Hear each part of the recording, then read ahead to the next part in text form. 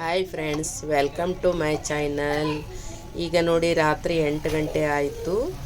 ಸ್ವಲ್ಪ ಜಾಮೂನ್ ಮಾಡೋಣ ಅಂತ ಮಾಡ್ತಾ ಇದ್ದೆ. ಈ ಕಡೆ ನೋಡಿ ಸಕ್ಕರೆ ಪಾಕಕ್ಕೆ ಇಟ್ಟಿದ್ದೀನಿ, ಈ ಕಡೆ ಹಿಟ್ಟು ಕಲಸಿಟ್ಕೊಂಡಿದ್ದೀನಿ. ಪಾಕ ಆದಮೇಲೆ ಜಾಮೂನು ಕರೆದು ಹಾಕಬೇಕು. ನೋಡಿ ಪಾಕ ರೆಡಿ ಆಗ್ತಾ ಇದೆ. ಯಾರೆಲ್ಲ ನನ್ನ ಯೂಟ್ಯೂಬ್ ಚಾನಲ್ ನೋಡ್ತಾ ಇದ್ದೀರಾ, ದಯವಿಟ್ಟು ಸಬ್ಸ್ಕ್ರೈಬ್ ಮಾಡಿಕೊಂಡು ವಿಡಿಯೋನ ಪೂರ್ತಿಯಾಗಿ ನೋಡಿ, ಹಾಗೆ ಒಂದು ಲೈಕನ್ನು ಕೊಡಿ. ನನ್ನ ವಿಡಿಯೋ ಹೇಗೆ ಬಂತು ಅಂತ ನಿಮ್ಮ ಅನಿಸಿಕೆ ಅಭಿಪ್ರಾಯವನ್ನು ಕಮೆಂಟ್ ಮೂಲಕ ತಿಳಿಸಿ. ಈಗ ನೋಡಿ ಪಾಕಕ್ಕೆ ಏಲಕ್ಕಿ ಪುಡಿಯನ್ನು ಹಾಕೋತಾ ಇದ್ದೀನಿ. ಪಾಕ ರೆಡಿ ಆಗ್ತಾ ಇದೆ. ಈಗ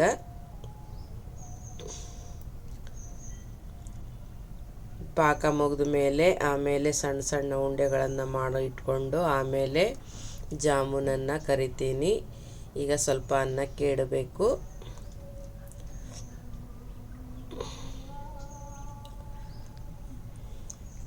ಮಕ್ಕಳು ಜಾಮೂನು ಬೇಕು ಬೇಕು ಅಂತ ಇದ್ದರು, ಹೀಗಾಗಿ ಮಾಡ್ತಾ ಇದ್ದೆ. ಹಾಗೆ ಎಲ್ಲರೂ ತಿಂತಾರೆ. ಈಗ ನೋಡಿ ಪಾಕ ರೆಡಿ ಆಗ್ತಾ ಇದೆ. ಅಕ್ಕಿ ತೊಳ್ಕೊತಾ ಇದ್ದೀನಿ ನಾನು. ಅಕ್ಕಿ ತೊಳ್ಕೊಂಡು ಆಮೇಲೆ ಅನ್ನಕ್ಕಿಟ್ಟು ಈ ಕಡೆ ಜಾಮೂನು ಕರಿತೀನಿ.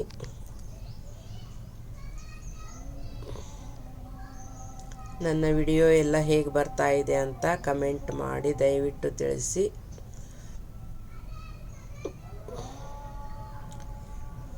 ದಯವಿಟ್ಟು ಎಲ್ಲರೂ ಸಪೋರ್ಟ್ ಮಾಡಿ. ನಿಮ್ಮ ಸಪೋರ್ಟ್ ತುಂಬಾ ಮುಖ್ಯ. ನಿಮ್ಮ ಸಪೋರ್ಟ್ ಇಲ್ಲ ಅಂದರೆ ನಾವು ಯೂಟ್ಯೂಬಲ್ಲಿ ಬೆಳೆಯಲು ಸಾಧ್ಯವಿಲ್ಲ. ದಯವಿಟ್ಟು ಸಪೋರ್ಟ್ ಮಾಡಿ. ಹೊಸಬರು ಯಾರಾದರೂ ನೋಡ್ತಾ ಇದ್ದರೆ ದಯವಿಟ್ಟು ಸಬ್ಸ್ಕ್ರೈಬ್ ಮಾಡಿಕೊಂಡು ವಿಡಿಯೋನ ಪೂರ್ತಿಯಾಗಿ ನೋಡಿ. ಈಗ ನೋಡಿ ಪಾಕ ಆಯಿತು. ಸ್ವಲ್ಪ ಅನ್ನಕ್ಕಿಡ್ತಾ ಇದ್ದೀನಿ ನಾನು. ಅನ್ನಕ್ಕಿಟ್ಟು ಆಮೇಲೆ ಉಂಡೆಗಳನ್ನು ಮಾಡಿಕೊಂಡು ಆಮೇಲೆ ಕರಿತೀನಿ. ಸ್ವೀಟು ಮಕ್ಕಳು ತಿನ್ನಬೇಕು ಅನ್ನಿಸ್ದಾಗ ಮಾಡಿ ಕೊಡಲಿಲ್ಲ ಅಂದರೆ ಕೇಳಲ್ಲ, ಬೇಕು ಬೇಕು ಅಂತಾನೆ ಹೇಳ್ತಾ ಇದ್ದರು. ಆ ಪಾಕೆಟೆಲ್ಲ ಇಟ್ಟಿದ್ದು ನೋಡಿ ಅದಕ್ಕೆ ಮಾಡಿದೆ ನಾನು, ಎಲ್ಲರೂ ತಿಂತಾರೆ ಅಂತ ಹೇಳಿ. ಈಗ ನೋಡಿ ಈ ಕಡೆ ಅನ್ನಕ್ಕೆ ಇಟ್ಟಿದ್ದೀನಿ. ನಮಗೂ ವಾರದಲ್ಲಿ ಒಂದಿನ ಏನಾದರೂ ಸ್ವೀಟ್ ಬೇಕೇ ಬೇಕು. ಸ್ವೀಟ್ ಮಾಡಿದರೆ ಚೆನ್ನಾಗಿರುತ್ತೆ ಅಂತ ಹೇಳಿ ಮಾಡ್ತಾ ಇದ್ದೆ. ನೋಡಿ ಈ ಕಡೆ ಪಾಕ ಆಗಿದೆ ನೋಡಿ. ಈಗ ಸಣ್ಣ ಸಣ್ಣ ಉಂಡೆಗಳನ್ನು ಮಾಡ್ಕೋತೀನಿ. ಎಲ್ಲ ಹಿಟ್ಟನ್ನು ಹಾಲು ಹಾಕಿ ಕಲಸಿ ಇಟ್ಟಿದ್ದೀನಿ. ಮೆತ್ತಗಾಗಿದೆ, ಸ್ಮೂತಾಗಿ. ಈಗ ಉಂಡೆಗಳನ್ನು ಮಾಡ್ಕೋತಾ ಇದ್ದೀನಿ ನೋಡಿ. ಚಿಕ್ಕ ಚಿಕ್ಕ ಉಂಡೆಗಳನ್ನು ಮಾಡ್ಕೋತಾ ಇದ್ದೀನಿ. ಆಮೇಲೆ ದುಂಡೆಗೆ ಚೆನ್ನಾಗಿ ಮಾಡ್ಕೋತೀನಿ. ಎಲ್ಲ ರೆಡಿ ಮಾಡಿಕೊಂಡು ಆಮೇಲೆ ಎಣ್ಣೆ ಕರಿಯೋದಕ್ಕೆ ಇಟ್ಟರೆ ಬೇಗ ಬೇಗ ಆಗಿಬಿಡುತ್ತೆ. ಒಂದು 10 ನಿಮಿಷದಲ್ಲಿ ಎಲ್ಲ ಕರೆದು ಮುಗಿದು ಬಿಡುತ್ತೆ. ಆಮೇಲೆ ಪಾಕದಲ್ಲಿ ಹಾಕಿಟ್ರೆ ಸಾಕು. ಆಮೇಲೆ 1 ಗಂಟೆ ಬಿಟ್ಟು ತಿನ್ಬೋದು. ಈಗ ನೋಡಿ ಎಲ್ಲ ಉಂಡೆ ಆಯಿತು. ಈಗ ರೌಂಡ್ ಶೇಪ್ ಮಾಡ್ಕೋಬೇಕು.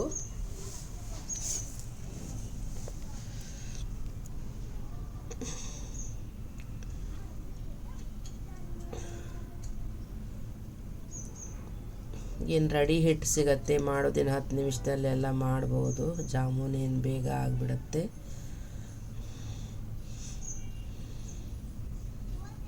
ಬೆಳಗಿನ ಸಾರು ಪಲ್ಯ ಎಲ್ಲ ಇದೆ. ಈಗ ಅನ್ನ ಒಂದೇ ಮಾಡಿದ್ದೀನಿ. ರಾತ್ರಿ ಅನ್ನ ಒಂದು ಮಾಡಿದ್ದೀನಿ.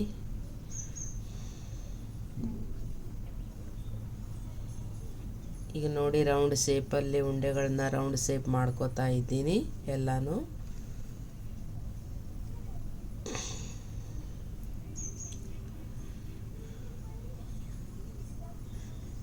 ಏನಾರು ತಿನ್ನಬೇಕು ಅನ್ನಿಸ್ದಾಗ ಮಾಡಿ ತಿಂದುಬಿಡಬೇಕು. ಇಲ್ಲ ಅಂದರೆ ಮಾಡಲಿಲ್ಲ ಅಂದ್ಕೊಂತ ಕೂಡಬೇಕಾಗತ್ತೆ. ಅದರಲ್ಲೂ ಮಕ್ಕಳು ಕೇಳಿದ್ರಂತೂ ಇಲ್ಲ ಅನ್ನೋಕ್ಕಾಗಲ್ಲ, ಮಾಡಲೇಬೇಕಾಗತ್ತೆ.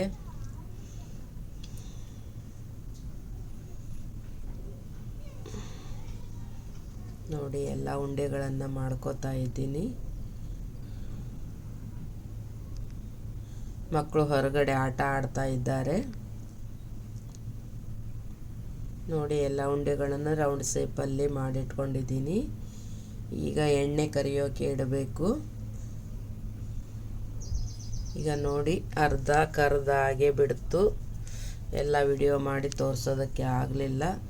ಅರ್ಧ ಕರ್ದಾಗಿದೆ, ಇನ್ನೊಂದು ಸ್ವಲ್ಪ ಇದೆ. ಅದನ್ನು ಕರೆದು ಎಲ್ಲ ಪಾಕಕ್ಕೆ ಹಾಕಿಟ್ಟು ಬಿಡ್ತೀನಿ. ಈ ಕಡೆ ಅನ್ನನೂ ಆಯಿತು. ಮಕ್ಕಳು ಏನಾದರೂ ಗಲಾಟೆ ಹಾಕ್ತಾ ಇರ್ತಾರೆ, ಅವ್ರ ಕಡೆ ನೋಡೋಕ್ಕಂತ ಹೋಗಿ ವಿಡಿಯೋ ಆಫ್ ಮಾಡಿದ್ದೆ. ಹೀಗಾಗಿ ಎಲ್ಲ ತೋರಿಸೋದಕ್ಕೆ ಆಗಲಿಲ್ಲ, ಸ್ವಲ್ಪನೇ ತೋರಿಸಿದ್ದೀನಿ. ಈಗ ನೋಡಿ ಲಾಸ್ಟ್ ಇದು ಹಾಕ್ತಾ ಇದ್ದೀನಿ ನೋಡಿ.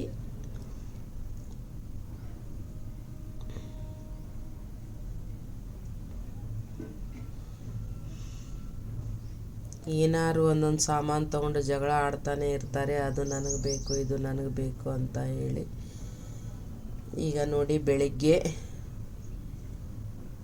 ಬೆಂಡೆಕಾಯಿ ಪಲ್ಯ ಮಾಡೋಣ ಅಂತ ಬೆಂಡೆಕಾಯಿ ತೊಳಿತಾ ಇದ್ದೀನಿ ನೋಡಿ. ಬೆಂಡೆಕಾಯಿ ಪಲ್ಯ ಮತ್ತು ರೊಟ್ಟಿ ಅಂತ ಹೇಳಿ ಬೆಂಡೆಕಾಯಿ ಪಲ್ಯ ಮಾಡ್ತಾ ಇದ್ದೀನಿ.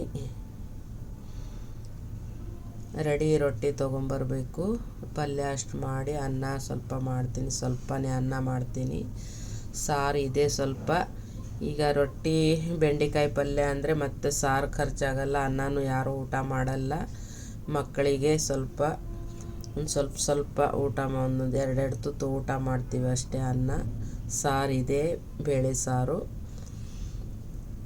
ರೊಟ್ಟಿ ಮತ್ತು ಬೆಂಡೆಕಾಯಿ ಪಲ್ಯ ಮಾಡೋಣ ಅಂತ ಹೊರಟಿದ್ದೀನಿ ನೋಡಿ.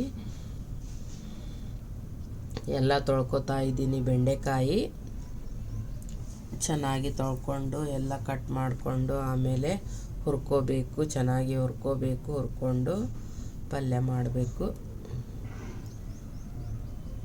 ಎಲ್ಲ ರೆಡಿ ಮಾಡ್ಕೊಳ್ಳೋದೇ ಟೈಮ್ ಹಿಡಿಯುತ್ತೆ, ಬೇಗ ಬೇಗ ಆಗಲ್ಲ. ಎಲ್ಲ ಕಟ್ ಮಾಡಿ ತೊಳೆದು ಕಟ್ ಮಾಡಿ ಹುರ್ಕೊಂಡು ಎಲ್ಲ ಮಾಡಬೇಕಂದ್ರೆ ತುಂಬಾ ಟೈಮ್ ಹಿಡಿಯುತ್ತೆ ಬೆಂಡೆಕಾಯಿದು. ಈಗ ನೋಡಿ ತೊಳ್ಕೊಂಡು ತೊಗೊಂಬಂದಿದ್ದೀನಿ. ಈಗೆಲ್ಲ ಕಟ್ ಮಾಡ್ಕೋಬೇಕು.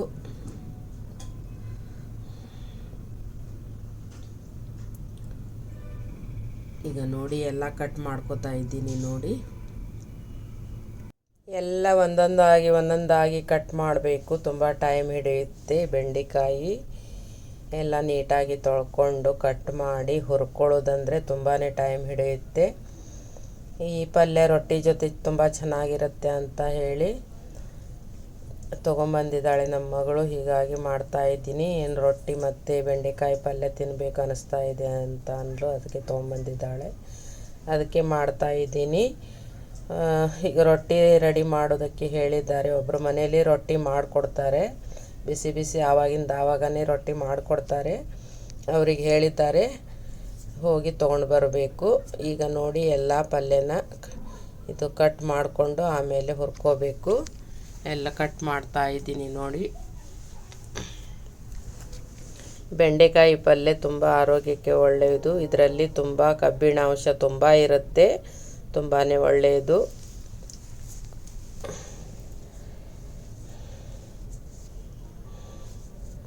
ಒಂದು ಕೂಡ ಹುಳುಕಿಲ್ಲ ಇದರಲ್ಲಿ, ಅಷ್ಟು ಚೆನ್ನಾಗಿದೆ ಬೆಂಡೆಕಾಯಿ. ತುಂಬ ಎಳೆಯದಿದೆ ಬೆಂಡೆಕಾಯಿ, ತುಂಬ ಚೆನ್ನಾಗಿದೆ. ಇಲ್ಲಿ ಬೆಂಡೆಕಾಯಿ ತುಂಬ ಬೆಳೀತಾರೆ. ಈಗ ನೋಡಿ ಎಲ್ಲ ಹುರ್ಕೋತಾ ಇದ್ದೀನಿ ನೋಡಿ. ಎಣ್ಣೆ ಹಾಕ್ಕೊಂಡು ಸಣ್ಣ ಉರಿಯಲ್ಲಿ ಚೆನ್ನಾಗಿ ಹುರಿಬೇಕು. ನಾವು ಎಷ್ಟು ಚೆನ್ನಾಗಿ ಹುರಿತೀವೋ ಅಷ್ಟು ಪಲ್ಯ ಟೇಸ್ಟಿ ಆಗುತ್ತೆ. ಅದು ಲೋಳೆ ಎಲ್ಲ ಹೋಗಿ ಅಂಟೆಲ್ಲ ಹೋಗಬೇಕು, ಅಲ್ಲಿವರೆಗೂ ನಾವು ಚೆನ್ನಾಗಿ ಹುರ್ಕೋಬೇಕು ಬೆಂಡೆಕಾಯಿನ. ಅಂದರೆ ಪಲ್ಯ ಟೇಸ್ಟಿ ಆಗುತ್ತೆ. ಅದು ಅಂಟು ಸ್ವಲ್ಪನೂ ಇರಬಾರ್ದು ಬೆಂಡೆಕಾಯಲ್ಲಿ, ಅಷ್ಟು ಚೆನ್ನಾಗಿ ಹುರ್ಕೋಬೇಕು.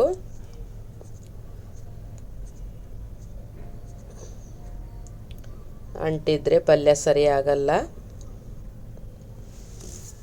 ವಿಡಿಯೋ ಎಲ್ಲ ಹೇಗೆ ಬರ್ತಾ ಇದೆ ಅಂತ ಹೇಳಿ ಕಮೆಂಟ್ ಮಾಡಿ ತಿಳಿಸಿ.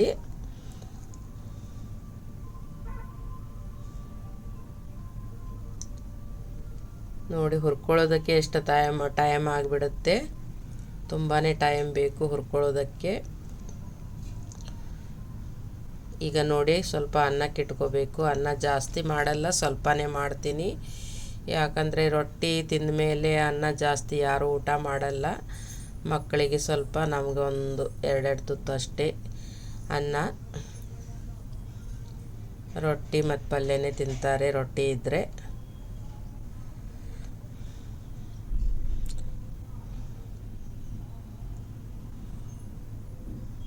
ಈಗ ನೋಡಿ ಹುರ್ಕೋತಾ ಇದ್ದೀನಿ.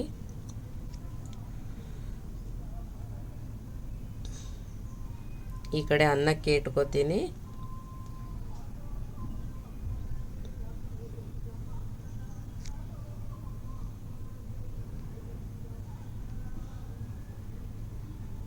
ಇನ್ನೇನು ಮಕ್ಕಳು ಬಂದುಬಿಡ್ತಾರೆ, ಟ್ಯೂಷನಿಗೆ ಕಳಿಸಿದ್ದೀವಿ, ಬಂದುಬಿಡ್ತಾರೆ, ಟೈಮ್ ಆಗುತ್ತೆ. ಅಷ್ಟರೊಳಗೆ ಎಲ್ಲ ಮಾಡಿ ಮುಗಿಸ್ಬಿಡ್ಬೇಕು.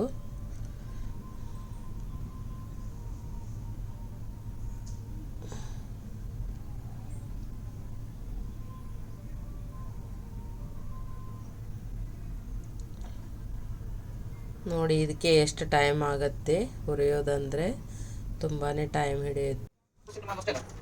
ಈಗ ನೋಡಿ ಅನ್ನಕ್ಕೆ ಇಟ್ಟಿದ್ದೀನಿ. ಈ ಕಡೆ ಒಗ್ಗರಣೆ ಕೊಡಬೇಕು. ಅದೇ ಬಾಣಲೆಯಲ್ಲಿ ಒಗ್ಗರಣೆ ಕೊಡ್ತಾ ಇದ್ದೀನಿ. ನೋಡಿ ಟೊಮೆಟೊ ಸಣ್ಣದಾಗಿ ಹೆಚ್ಕೊಂಡಿದ್ದೀನಿ. 2 ದೊಡ್ಡ ಬೆಳ್ಳುಳ್ಳಿ ತೊಗೊಂಡಿದ್ದೀನಿ, ಜಜ್ಜಿ ಇಟ್ಕೊಂಡಿದ್ದೀನಿ, ಚೆನ್ನಾಗಿ ಜಜ್ಜಿ ಇಟ್ಕೊಂಡಿದ್ದೀನಿ. ಹಾಗೆ ಕರಿಬೇವು, ಬೆಳ್ಳುಳ್ಳಿ ಮತ್ತು ಎಲ್ಲ ಹಾಕಿ ಒಗ್ಗರಣೆ ಕೊಡ್ತಾ ಇದ್ದೀನಿ. ನೋಡಿ ಇದಕ್ಕೆ ಬೆಳ್ಳುಳ್ಳಿ ಒಗ್ಗರಣೆ ಇದ್ರೇ ಚೆನ್ನಾಗಿರುತ್ತೆ ಪಲ್ಯ. ಹಾಗೆ ಸಣ್ಣದಾಗಿ ಹೆಚ್ಕೊಂಡಿರೋ ಟೊಮೆಟೊ ಹಾಕಬೇಕು. ಆಮೇಲೆ ಮೆಣಸಿನ ಪುಡಿ, ಹಾಗೆ ಮತ್ತು ಅರಿಶಿನ ಪುಡಿ, ಸ್ವಲ್ಪ ಬೆಲ್ಲ ಅಥವಾ ಸಕ್ಕರೆ ಹಾಕ್ಬೋದು. ಆಮೇಲೆ ಉಪ್ಪು, ಮಸಾಲೆ ಪೌಡ್ರು ಎಲ್ಲ ಹಾಕ್ಕೊಂಡು ಚೆನ್ನಾಗಿ ಬೇಯಿಸಬೇಕು. ಟೊಮೆಟೊ ಎಲ್ಲ ಬೇಯಬೇಕು, ತುಂಬ ಚೆನ್ನಾಗಿ ಬೇಯಬೇಕು. ಟೊಮೆಟೊ ಎಲ್ಲ ಚೆನ್ನಾಗಿ ಬೆಂದ ಮೇಲೆ ಆಮೇಲೆ ಸ್ವಲ್ಪನೇ ನೀರು ಹಾಕ್ಕೊಂಡು, ಎಣ್ಣೆ ಜಾಸ್ತಿ ಹಾಕ್ಕೊಳ್ಳೋರು ನೀರು ಹಾಕಬೇಕಂತ ಇಲ್ಲ. ಎಣ್ಣೆ ಜಾಸ್ತಿ ಬೇಡ ಅಂದವರು ಸ್ವಲ್ಪ ನೀರು ಹಾಕ್ಕೊಂಡು ಕುದಿಸ್ಕೊಂಡು ಆಮೇಲೆ ಬೆಂಡೆಕಾಯಿ ಹೋಳನ್ನು ಹಾಕ್ಕೋಬೋದು. ಈಗ ನೋಡಿ ನಾನು ಅರಿಶಿನ ಪುಡಿ ಹಾಕ್ಕೋತಾ ಇದ್ದೀನಿ. ಈಗ ನೋಡಿ ಬೆಲ್ಲ ಹಾಕ್ಕೋತಾ ಇದ್ದೀನಿ.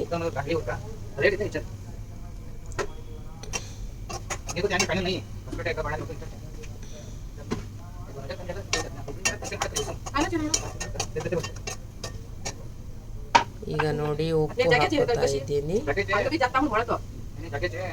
ಗರಂ ಮಸಾಲೆ ಪೌಡರ್ ಹಾಕಿದರೆ ಇನ್ನೂ ಟೇಸ್ಟ್ ತುಂಬ ಚೆನ್ನಾಗಿರುತ್ತೆ.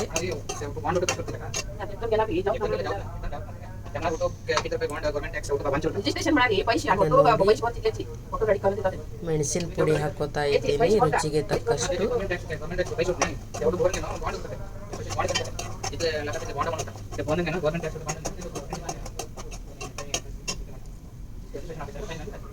ಚೆನ್ನಾಗಿ ಬೇಯಿಸಬೇಕು ಟೊಮೆಟೊ ಹಣ್ಣನ್ನು. ಈಗ ನೋಡಿ ಮಸಾಲೆ ಪೌಡ್ರನ್ನು ಹಾಕೋತಾ ಇದ್ದೀನಿ. ನೋಡಿ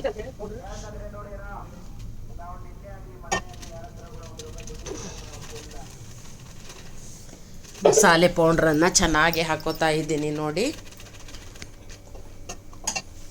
ಮಸಾಲೆ ಪೌಡ್ರ್ ಇದ್ದರೆ ಚೆನ್ನಾಗಿ ಟೇಸ್ಟ್ ಬರುತ್ತೆ, ರುಚಿಯಾಗಿರುತ್ತೆ, ಘಮ ಘಮ ವಾಸನೆನೂ ಬರುತ್ತೆ. ಈಗ ನೋಡಿ ಎಲ್ಲ ಟೊಮೆಟೊ ಎಲ್ಲ ಚೆನ್ನಾಗಿ ಬೇಯ್ತಾ ಇದೆ, ಎಲ್ಲ ಮಿಕ್ಸ್ ಆಗಿ ಚೆನ್ನಾಗಿ ಬೆಂದಿದೆ. ಈಗ ಸ್ವಲ್ಪನೇ ನೀರು ಹಾಕ್ಕೋಬೇಕು. ಸ್ವಲ್ಪ ಹುಣಸೆ ಹಣ್ಣನ್ನು ನೀರು ಮಾಡಿಕೊಂಡು, ಹುಣಸೆ ಹಣ್ಣು ಸ್ವಲ್ಪ ನೀರು ಮಾಡಿಕೊಂಡು ನೀರನ್ನು ಹಾಕಬೇಕು. ಹುಣಸೆ ಹಣ್ಣಿನ ನೀರನ್ನು ತುಂಬ ಟೇಸ್ಟಿಯಾಗಿರುತ್ತೆ. ಹುಣಸೆ ಹಣ್ಣಿನ ನೀರು ಹಾಕೋದ್ರಿಂದ ತುಂಬ ಟೇಸ್ಟ್ ಆಗುತ್ತೆ. ಉಪ್ಪು ಖಾರ ಹುಳಿ ಎಲ್ಲ ಚೆನ್ನಾಗಿದ್ದರೆ ತುಂಬ ಟೇಸ್ಟ್ ಚೆನ್ನಾಗಿ ಬರುತ್ತೆ, ಇಲ್ಲಾಂದರೆ ಸಪ್ಪೆ ಸಪ್ಪೆ ಆಗುತ್ತೆ. ಹೀಗಾಗಿ ಹುಣಸೆ ಹಣ್ಣಿನ ರಸ ಹಾಕ್ತಾ ಇದ್ದೀನಿ. ನೋಡಿ ಈಗ ನೋಡಿ ಎಲ್ಲ ಐಟಮನ್ನು ಹಾಕ್ಕೊಂಡಿದ್ದೀನಿ, ಎಲ್ಲ ಚೆನ್ನಾಗಿ ಬೆಂದಿದೆ. ಈಗ ಎಲ್ಲ ಹೋಳುಗಳನ್ನು ಹಾಕಿ ಮಿಕ್ಸ್ ಮಾಡಿಕೊಂಡು ಸಣ್ಣ ಉರಿಯಲ್ಲಿ, ಸ್ವಲ್ಪ ಸಣ್ಣ ಉರಿಯಲ್ಲಿ ಬೇಯಬೇಕು.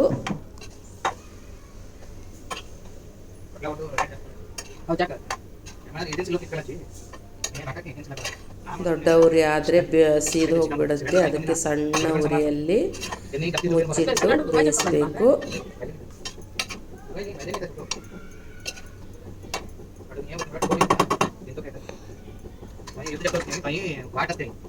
ಈಗ ನೋಡಿ ಮುಚ್ಚಿಡ್ತಾ ಇದ್ದೀನಿ.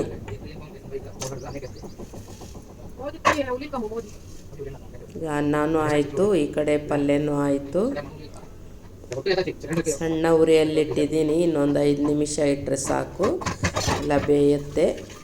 ಹುರ್ಕೊಳ್ಳುವಾಗಲೇ ಅರ್ಧ ಬೆಂದಿರುತ್ತೆ ಅದು.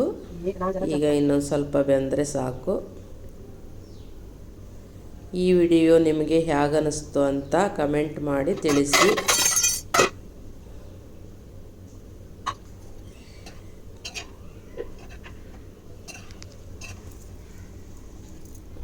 ಮತ್ತೆ ಸಿಗೋಣ ಮುಂದಿನ ವಿಡಿಯೋದೊಂದಿಗೆ. ನಮಸ್ಕಾರ.